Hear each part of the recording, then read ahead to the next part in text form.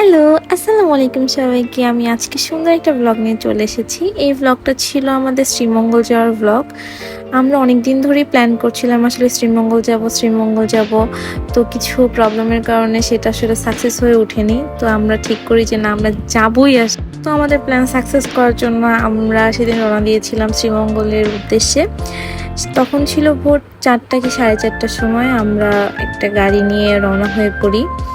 এই তো ভাইয়ারা আমাদের জন্য অপেক্ষা করছিল। দেন রপ্তানি যে ভাইয়াদের সাথে আমাদের দেখা হয়, তারপর আমরা আল্লাহর নাম নিয়ে রওনা দিই শ্রীমঙ্গলের উদ্দেশ্যে। তো রাস্তায় আমরা আরেকটু থেমেছিলাম রিফাত ভাইয়াকে পিক করার জন্য। তো তাকে নিয়ে আমরা আবার শ্রীমঙ্গলের উদ্দেশ্যে রওনা হই। এই তো আমরা যাচ্ছিলাম, সবাই মিলে অনেক মজা করছিলাম, আর আমরা অনেক খুশিও হয়েছিলাম যে না, আসলে আমাদের প্ল্যানটা সাকসেস হতে যাচ্ছে। তো আমাদের আগে থেকে প্ল্যান ছিল যে না, আমরা বিয়ের পরে আসলে এরকম গ্রুপ নিয়ে ঘুরবো ফিরবো। আমাদের প্ল্যানটা আসলে সাকসেস হচ্ছে, এই জন্য আসলে আমরা অনেক বেশি খুশি। তো এটাই। আর আমার হাজবেন্ড আমাকে কথা দিয়েছিল যে সে আমাকে সারা দুনিয়া ঘোরাবে। তো ইনশাআল্লাহ সেটা হয়তো পূরণ হতে যাচ্ছে। তো আল্লাহ হয়তো সেই জিনিসটা আমাদেরকে পূরণ করছে, যাক আলহামদুলিল্লাহ। তো এই তো আমরা শ্রীমঙ্গল যাচ্ছিলাম গাজীপুরের মধ্যে দিয়ে। তো রাস্তাগুলো খুবই সুন্দর ছিল। তো আমরা যখন মেইন হাইওয়েতে উঠি সিলেটের, তো সেই রাস্তাগুলো তো আরও বেশি সুন্দর ছিল। এই তো আমি আর আমার হাজব্যান্ড একটু কথা বলছিলাম, একটু ভিডিও ক্লিপস নিচ্ছিলাম। তারপরে আর ড্রাইভ করছিল আমাদের রাইসুল ভাইয়া অনেক ভালো ড্রাইভ করতে পারে। যদিও আমি একটু ভয় পাচ্ছিলাম, তারপরেও কনফিডেন্স ছিল যে না, ভাইয়া অনেক ভালো চালায়। কারণ ভাইয়ার সাথে এর আগেও অনেক জায়গায় যাওয়া হয়েছে ড্রাইভ করে। ভাইয়া ড্রাইভ করে আমাদের ঘুরতে নিয়ে গিয়েছিল। তো এই তো তারপর আমরা দেখতে দেখতে একটা ব্রিজের উপর চলে আসলাম। তো আমরা ভাবলাম যে না, অনেকক্ষণ ড্রাইভ করা হয়েছে, অনেকক্ষণ বসেছিলাম, একটু আমাদের ব্রেকের দরকার। তো আমরা এখানে নেমে একটু সকালের পরিবেশটা দেখছিলাম। তখন ছিল মেবি 7টা কি 6টার মতো। তো আমরা এই তো নেমে একটু সকালের ফ্রেশ বাতাসটা আসলে দেখছিলাম যে কত মনোমুগ্ধকর, কত স্নিগ্ধ একটা বাতাস। তো আমার হাজবেন্ড হচ্ছে সবাইকে চা দিচ্ছিল, আমি চা বানিয়ে নিয়ে গেছিলাম বাসা থেকে। চা সহ আরো কিছু নাস্তা বানিয়ে নিয়ে গেছিলাম আমি আর তামান্না আপু মিলে। রাইসুল ভাই হচ্ছে গাড়ি মুছতেছিল, কারণ গাড়িতে বেশ ময়লা লেগেছিল, কারণ অনেক দূরের পথ। মুছে আমরা চা খাচ্ছিলাম সবাই মিলে, অনেক রিফ্রেশ লাগছিল আমাদের, কারণ এটা খুব প্রয়োজন ছিল। কারণ সকালবেলা এত সুন্দর পরিবেশে যদি চা না খাই তাহলে তো বিষয়টা জমতোই না। তো এই তো আমরা চা খেয়ে আমরা আবার শ্রীমঙ্গলের উদ্দেশ্যে রওনা হই। তারপরে এটা হচ্ছে সিলেটের হাইওয়ে, সিলেট আর ঢাকার হাইওয়েটা ছিল। তো এই তো যেতে যেতে আমরা ব্রাহ্মণবাড়িয়ার দিকে দেখলাম যে লটকনের বাজার বসেছে। তো সেখান থেকে সবাই সকাল সকাল লটকন কিনে, তো এই আমরা হচ্ছে একটা গ্যাস পাম্পে দাঁড়িয়েছিলাম গাড়িতে গ্যাস ভরার জন্য। তারপর আমাদের মনে হয়েছিল যে না, আমাদের সকালে নাস্তাটা করা দরকার। তারপর আমরা হাইওয়ের পাশে একটা রেস্টুরেন্ট টাইপের পেয়েছিলাম। তো ওখানে দাঁড়িয়ে সবাই ফ্রেশ হয়ে আমরা যে যার মতো নাস্তা করে নিচ্ছিলাম। আপু যা এনেছিল সেটা আমাদেরকে দিচ্ছিল, আমরা যে এনেছিলাম সেটা আপুদেরকে দিচ্ছিলাম। এই তো সবাই মিলে খেয়ে তারপর আমার হাজবেন্ড আমার জন্য একটা সুন্দর ফুল আনে। সে যখনই সামনে ফুল পায় তখনই সে আমার জন্য ফুল আনে। তো এই তো দেখতে দেখতে আমরা মেবি মেঘনা ব্রিজের উপর চলে এসেছি।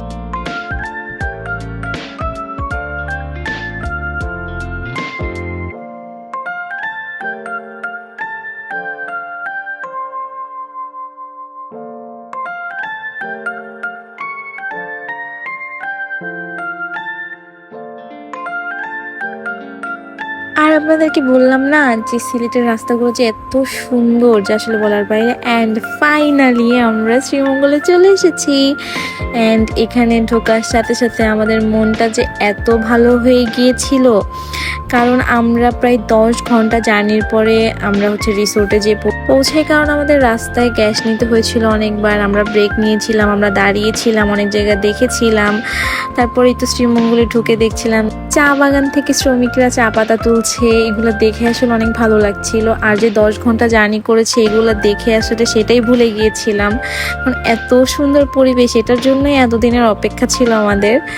তো দেখে অনেক ভালো লাগছিল। আমরা দেখছিলাম চারপাশটা, সকাল সকাল সব শ্রমিকরা কাজ করছে, আর এত চা বাগান ওখানে দেখে আসলে মনটা এমনিই ভরে গিয়েছিল, অনেক খুশি লাগছিল।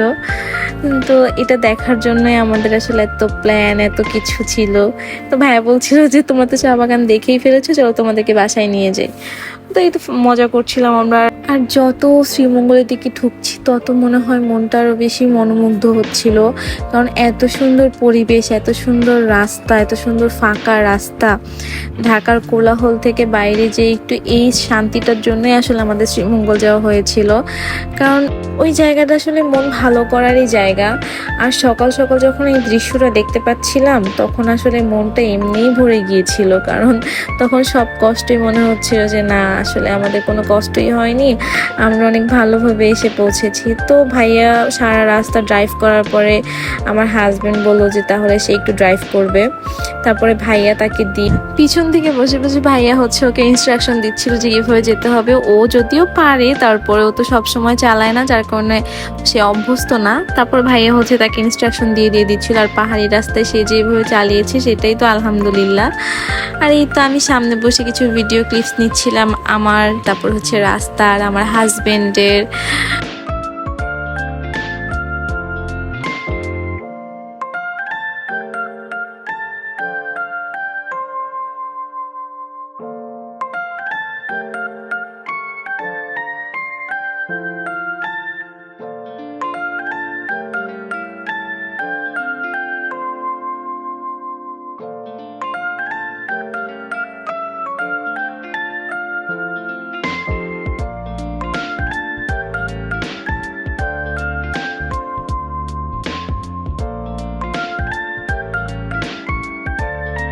আর এটা হচ্ছে মেইন শ্রীমঙ্গল না, এটা শ্রীমঙ্গল থেকে একটু দূরেই বলতে গেলে, তাও হবে 20 কিলোর মতো দূরে। তারপরেও সেখান থেকে শুরু হয়েছিল চা বাগান, কারণ সিলেটটা তো চা বাগানেরই জায়গা।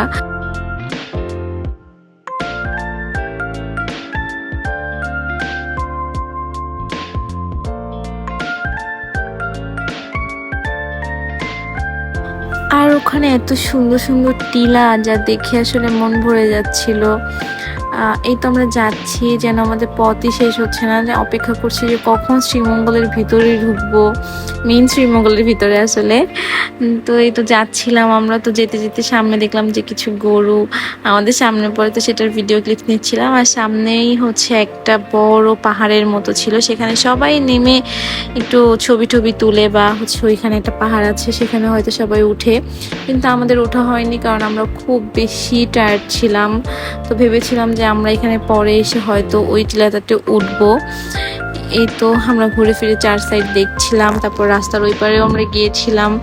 আমরা ভেবেও ছিলাম যে আমি আর আপু আমরা পাহাড়ে উঠবো, কিন্তু ভাইয়ারা বলেছিল যে তারা উঠবে না, যার কারণে আমাদের আর ওঠা হয়নি। তো এই তো সবকিছু দেখে আবার মেইন শ্রীমঙ্গলের উদ্দেশ্যে রওনা হই। এই পথ যেন আমাদের শেষই হচ্ছে না। তারপর ফাইনালি আমরা শ্রীমঙ্গলে এসে পৌঁছেছি, শ্রীমঙ্গলের ভিতর ঢুকেছি আমরা। তো এই তো ভাইয়া বলেছিল যে এখানে আজকে আর নামার দরকার নেই, আমরা যেদিন ফিরতি পথে আমরা এখানে নামবো। আর এটা হচ্ছে কোমলগঞ্জের রাস্তাটা। এই কোমলগঞ্জের রাস্তাটা নাকি বাংলাদেশের সব থেকে সুন্দর রাস্তা। তো এই তো কোমলগঞ্জের রাস্তা দিয়ে দেখতে দেখতে আমরা আমাদের রিসোর্টটা খুঁজে বের করছিলাম। আর আমাদের রিসোর্টটা ছিল একটু ভিতরে, শহরের কোলাহল থেকে অনেক ভিতরে বলবো না, আসলে ওইটা বলবো শহরতলি, কারণ ওই জায়গাটা অনেক বেশি নিরিবিলি আর অনেক বেশি সুন্দর আর সেফ একটা জায়গা। তো এই তো আমরা রাস্তা দিয়ে খুঁজে বের করছিলাম যে আসলে কোন গলিতে যাব, কোন গলিতে হচ্ছে সেই রাস্তাটা। আর গুগল ম্যাপ আমাদেরকে ভুল রাস্তা দেখিয়েছিল। তো ভুল রাস্তা দেখে আমরা 2 ঘন্টা লাগিয়ে, কারণ আমরা বড় গাড়ি নিয়ে গিয়েছিলাম, আর যে রাস্তা আমাদেরকে দেখিয়েছিল গুগল ম্যাপ সেটা হচ্ছে ভুল রাস্তা ছিল। আর সেই রাস্তা দিয়ে গাড়ি নিয়ে ঢোকা অনেক বেশি টাফ। তারপর তাদেরকে ফোন দিয়ে আমরা জানি যে কোন রাস্তা দিয়ে যেতে হবে। অ্যান্ড ফাইনালি এই রিসোর্টটাতে আমরা চলে আসি।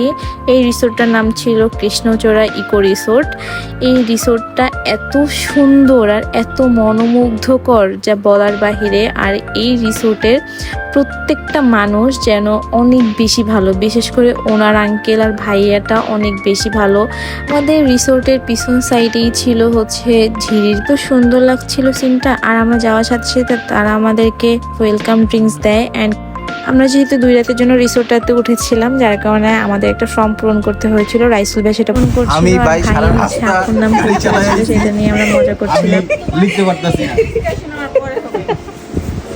আর আমার আসলে ওইভাবে রুমের কোনো ভিডিও ক্লিপস নেওয়া হয়নি, কারণ অনেক বেশি টায়ার্ড ছিলাম। এসেই ফ্রেশ হয়ে তাড়াতাড়ি করে আমরা বের হয়েছিলাম, কারণ বেশি সময় ছিল না। আর একদম চা বাগানের সাথেই রিসোর্টটা ছিল, যার কারণে অনেক বেশি ভালো লাগছিল। আমাদের বারান্দা থেকেই চা বাগানটা দেখা যাচ্ছিল। তারপর আমরা ফ্রেশ হয়ে একটু বাইরে হাঁটাহাঁটি করছিলাম। আমরা খাওয়ার জন্যই বের হয়েছিলাম, তো হেঁটে আমি তাদের চার সাইডটা দেখছিলাম। ওখানে চা বাগান, তাদের রিসিপশন সব কিছুই দেখছিলাম। তাদের আসলে অনেক বড় জায়গা, কিন্তু তারা ছোট্ট করে আসলে অল্প থেকে শুরু করেছে। ইনশাল্লাহ তারা সেটাকে আরো বড় করবে। তখন তারা আমাদেরকে দাওয়াতও দিয়েছে তাই সেখানে যাওয়ার জন্য। তো রিসোর্টটা ছোটখাটো হলেও রিসোর্টটা অনেক বেশি সুন্দর। আর এটা ছিল রিফাত ভাইয়ের রুম, কারণ সেখানে কোনো সিঙ্গেল রুম ছিল না, যার কারণে ভাইয়াকে এখানে থাকতে হয়েছিল। তো এই তো আমাদের দুপুরের লাঞ্চ তারা দিয়ে দিয়েছিল। দেন আমরা খাওয়া দাওয়া শেষ করে বের হয়েছিলাম যে আমাদের কিছু ড্রেসের শ্যুট ছিল। বেশি দূরে কোথাও সেদিন যাইনি, আমরা আশেপাশেই ছিলাম। রিসোর্টের সাইডেই চা বাগান ছিল, যার কারণে আমাদের বেশি দূরে চা বাগান দেখতে যেতে হয়নি। রিসোর্ট থেকে বের হয়ে রাস্তার এপার আর ওপার জাস্ট। তারপরে এই তো আমরা রেডি হয়ে যে যার মতো ছবি টবি তুলছিলাম। আপুরও ড্রেসের শ্যুট ছিল, আমারও ড্রেসের শ্যুট ছিল, আমরা শ্যুট করছিলাম। দেন ছবি টবি তুলে আমরা একটু হাঁটাহাঁটি করছিলাম, আমি আমার হাজবেন্ড মিলে। আমরা চা বাগানের ওখানেও গিয়েছিলাম। তারপর আমরা খালি বলছিলাম যাতে আমাদের জোকে না ধরে, এটা নিয়ে আমরা ফান করছিলাম। তারপরে এই তো আমি আবার আরেকটা ড্রেস পরে চলে এসেছিলাম শ্যুট করার জন্য। সে আমাকে চা বাগানের ওদিকে নিয়ে যাচ্ছিল, যেখানে সুন্দর স্পট, সেখানে আমাকে ছবি তুলে দিবে। সেজন্য রাইসুল ভাই তামান্নাপুর ছবি তুলে দিচ্ছিল, আর আমার হাজবেন্ড আমাকে ছবি তুলে দিচ্ছিল। ভাই ওখানে যাওয়ার পরে মনটা এত বেশি ভালো হয়ে গিয়েছিল। আর এই তো আমরা 5 জন একসাথে, আমি আর তামান্নাপু মিলে কিছু ভিডিও ক্লিপ নিচ্ছিলাম। আর এই যে রাইসুল ভাই সামনে দাঁড়িয়েছিল, তো ভাইয়াকে ফুল পরিয়ে ক্যাপ পরিয়ে আমরা ফান করছিলাম।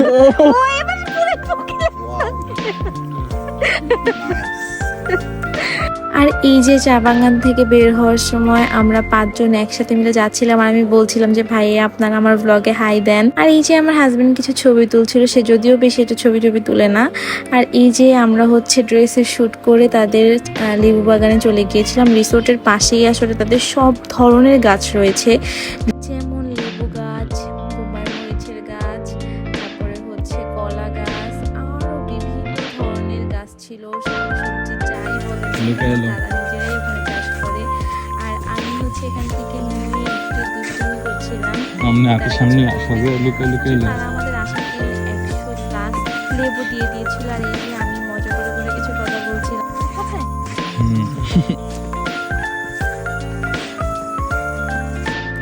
এই যে তাদের লেবু বাগানটা বিশাল বড় একটা বাগান।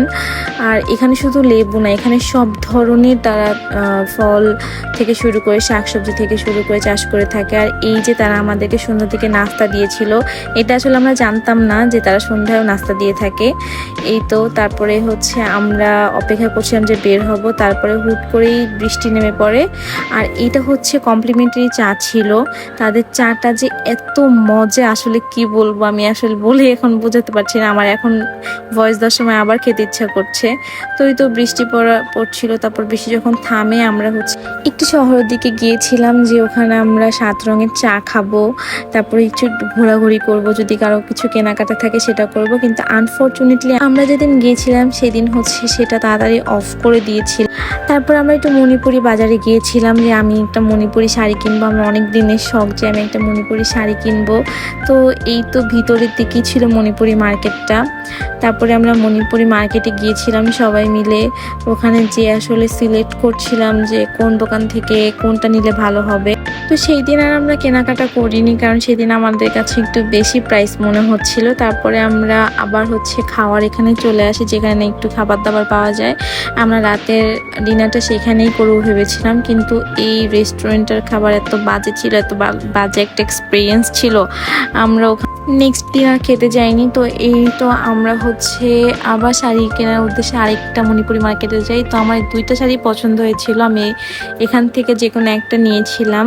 তারপর সেদিন যদিও কেনা হয়নি, পরের দিন কিনেছিলাম। তো সেদিন আমরা বাসায় চলে এসেছিলাম রাতে। এই যে রাত্রেবেলা আমরা রাত 2টার দিকে সেখানে হাঁটছিলাম, আর ওই জায়গাটা এত বেশি সেফ যে ওটা একটা রেস্ট্রিক্টেড এরিয়া।